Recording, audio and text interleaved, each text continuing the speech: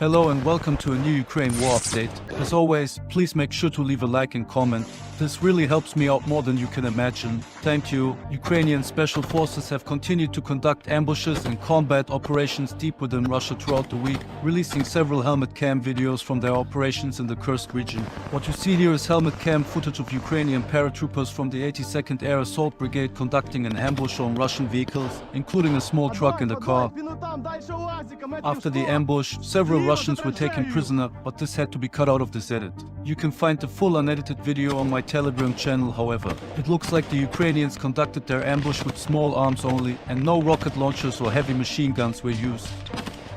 This was not the only recent ambush on Russian troops in the Kursk region, and you might remember that in my last upload, I also reported on a similar event. A reminder to check out the video if you haven't already.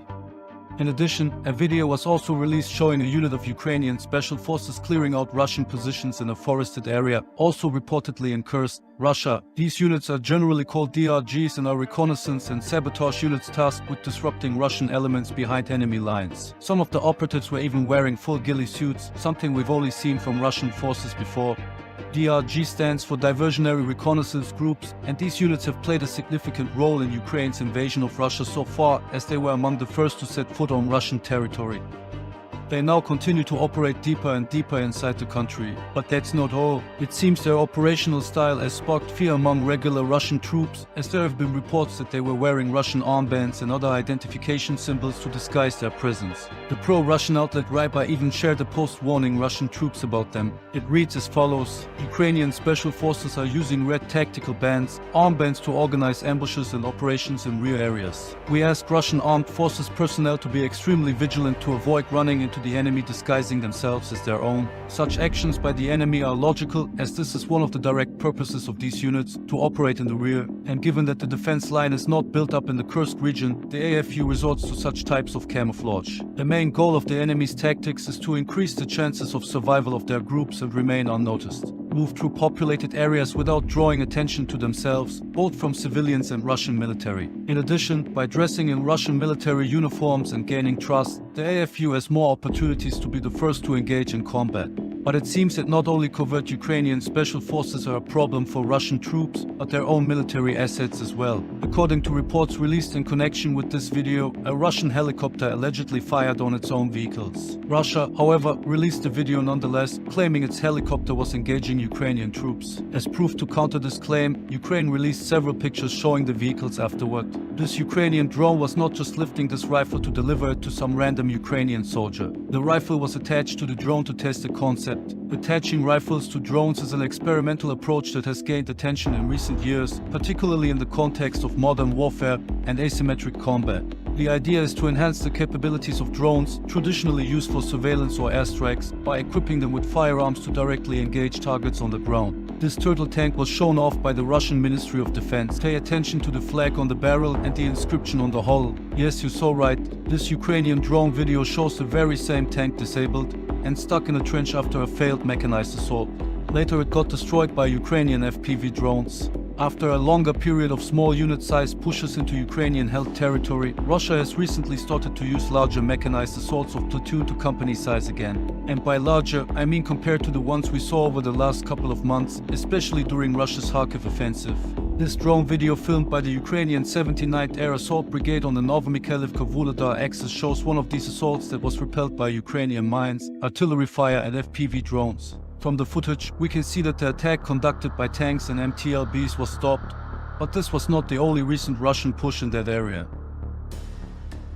In fact, there have been a lot of attempts to break through Ukrainian lines northeast of Pereskoviivka, Kostiantynivka, and on a broader scale towards Vodian. Geolocated footage on the UA control map shows that a huge amount of Russian equipment was lost, especially in the area southeast of Kostiantynivka and in the many fields east of Vodian. This armored Russian column was spotted a little bit further north as it was passing through Krasnohorivka, a town currently under Russian control. FPV drones dispatched by the Shadow UAV unit stopped the column and destroyed several of the vehicles. Russian soldiers can be seen leaving the scene afterwards. You can find the Shadow unit on Telegram. Just search for them there. They frequently release high-quality drone videos and can be supported with donations. Since their videos get reposted all over the web, I at least wanted to mention this. This Russian turtle tank with a mine plow in front of it was hit by 2 FPV drones nearly simultaneously and detonated in an open field. And this Russian tank here was reportedly stopped by a precise direct artillery hit. After the hit, the tank kept driving for a little while before it stopped. Here, a Russian BMP drove directly onto a Ukrainian mine. The vehicle was stopped as well and caught fire afterward. It seems that Russia tried to turn Ukraine's Kursk offensive partially to their own advantage in the east by ramping up offensive operations on the eastern front, even though, according to Ukrainian sources, they had to pull troops from this sector. Politico reported that Russia occupied the villages of Zhelem and Olivka and made advances in New York, Krasnohorivka, Mykolaievka and Zhuravka in Donetsk. Some Ukrainian sources have reported that the situation has worsened for Ukrainian forces in the east since the Kursk incursion began. According to Ivan Sekach, spokesperson for Ukraine's 110th Mechanized Brigade, things have become worse on their part of the front and they have been receiving even less ammunition than before while the Russians are pushing. So far, however, Ukraine has still managed to prevent a major Russian breakthrough in that area and continues to inflict heavy losses on Russian mechanized formations, as these videos continue to show. Military experts estimate that Russian forces are currently about 14 kilometers from Pokrovsk. Meanwhile, Russian units are advancing near the town of Toretsk, according to Ukrainian military reports. Geolocated footage analyzed by the ISW suggests that Russian troops are moving towards the small town of Sezline and have secured ground on the southern edge of the settlement of Pivnish, which lies east of Toretsk. Currently, it strongly appears that one of the main goals of the Russian military is to attempt to encircle Ukrainian forces east of the city of Pokrovsk. This archival footage, filmed by a now-deceased Russian drone pilot, shows a Russian mechanized assault consisting of 2 BMPs in the Marinka sector. One of the BMPs got hit but was not immediately destroyed. It kept driving for some time and even avoided another projectile aimed at it. However, it seems the engine was damaged and the BMP had to stop. The infantry dismounted and continued their assault on foot. What happened next is unclear since the footage ended shortly after. However, it looks like the soldiers had quite a lot of open terrain to cross. I recently stumbled upon this footage and found it interesting because this amount of detail is uncommon for most Russian drone videos. Overall, it can be said that Russia continues to pay a high price for their territorial advances in the east. After it seemed like their offensive actions had slowed down recently, the Kursk offensive prompted them to ramp up their efforts again. This truck is still partly working after being hit by what was reported as an FPV drone. Pretty robust for such an old piece of what some would consider scrap metal. After motorbikes and e-scooters, now normal bikes are also a means of transportation, as it seems. This is a joke, of course. Here we see a mechanized assault conducted by Ukrainian Bradleys in the Donetsk region. We can see the Bradleys advancing towards Russian-held positions while engaging them with their 25mm Bushmaster cannons. This is the drone video of a Bradley assault I already uploaded a few weeks ago. Back then, everything was shared from a camera strapped to one of the Bradleys. Did you saw it? If not, just check out my latest uploads on my channel. I am eager to know if you can find it. The Bradleys also dropped off infantry that joined the fight with small arms fire. If you watched till now, I once again wanted to take the time to say thank you. You really are the backbone of this channel and I am very glad to have you here. If you have not already, please help me out by leaving a like and a comment regarding my work. It really helps me out a lot and motivates me to create these kinds of videos. I know many of you are grown-up adult silent viewers who just want to inform yourselves, but sadly YouTube requires your likes and comments so that the videos do not get buried. It is just a small click for you, but a huge help for me. Let's make this happen so more people can see this video and inform themselves about this war. Here we can see a Bradley totally lighting up a Russian position in another tree line on the Donetsk front, most likely in the vicinity of the previous assault. The M242 Bushmaster chain gun that the Bradley uses is a 25mm autocannon known for its reliability and versatility, capable of firing a variety of ammunition types, including armor-piercing and high-explosive rounds. It provides the Bradley with formidable firepower against both infantry and light armored vehicles. This chain gun's high rate of fire and precision make it an essential component of the Bradley's effectiveness, allowing it to engage multiple targets quickly and efficiently in diverse combat scenarios.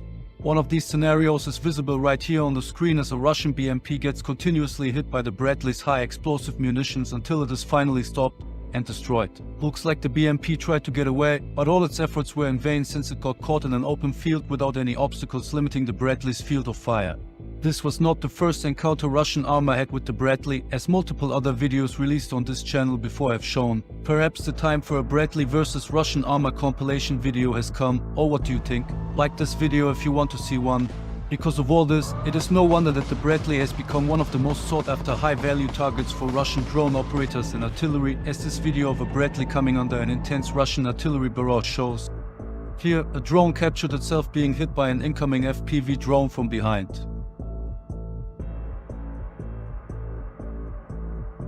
Shooting down small drones with advanced anti-air defense systems is possible, but it is often not cost-effective in most cases.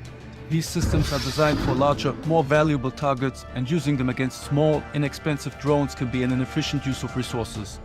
This is especially true when the cost of the missile or system used far outweighs the value of the drone being targeted.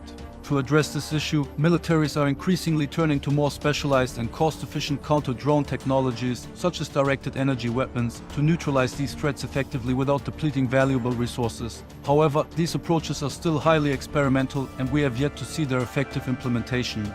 For now, the best countermeasure against drones is self-propelled anti-aircraft guns, such as the German-made Jeopard you see here. These systems are highly effective in neutralizing drones due to their rapid rate of fire and mobility, allowing them to engage multiple aerial targets quickly and efficiently. The Jeopard, in particular, is equipped with twin 35mm Oerlikon cannons and advanced radar systems, making it capable of tracking and destroying drones before they can pose a significant threat. While not a perfect solution, these anti-aircraft guns offer a practical and proven method for drone defense on the battlefield. Of course, for the soldiers on the ground or people under drone threats, it doesn't matter if the drone gets intercepted by gunfire, lasers, jammers, or expensive missiles. We should not forget that, in the end, human lives should be protected first, not monetary resources. Here, a Russian boat successfully demines a sea mine using a plow mounted at the front. The operation is a success, and the soldiers on board are visibly happy and proud of the outcome, celebrating their achievement. Here, a Ukrainian drone intercepts a Russian one by using a net. This approach was tested by NATO some years ago and was one of the first methods of drone-on-drone interception that did not involve crashing drones into each other, as seen here. This drone tries to knock a surveillance drone out of the sky. In the not-so-distant past, such an occurrence was considered rare, but not so much anymore as these maneuvers have become more and more common. It took 2 tries, but after the second hit, the drone lost control and started to fall to the ground. Here, 2 cannibalized BMP-1 cannons are used as direct fire weapons on a testing range. Cannibalizing weapon systems is not uncommon, and in Syria, for example, this was done quite often. This Caesar howitzer was spotted and observed by a Russian reconnaissance drone as it was conducting a fire mission against Russian targets. After a few shots, the system tried to relocate to avoid detection and potential counter-battery fire. Like many of the previously shown Russian air defense systems, it chose a nearby tree line to conceal itself. The Russian drone, however, managed to keep track of the howitzer's movement, and it was engaged. Later, something burning was shown within the tree line, and while the final visual confirmation that it was the Caesar is missing, many pro-Ukrainian sources have admitted its loss here.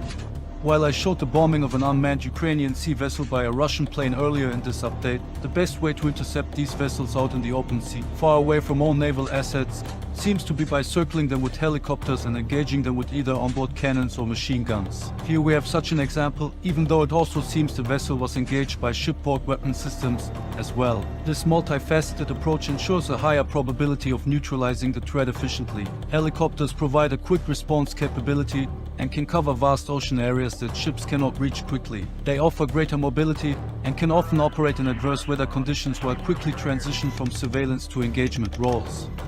That's why the US military trained its door gunners to intercept unmanned systems via helicopter years ago, as this clip some of you might have seen on this channel before shows. This training involves rigorous drills to enhance precision and effectiveness in identifying and neutralizing unmanned threats. In this case, it was not a sea vessel but a simple drone. I would consider shooting down drones this way more difficult compared to unmanned sea vessels.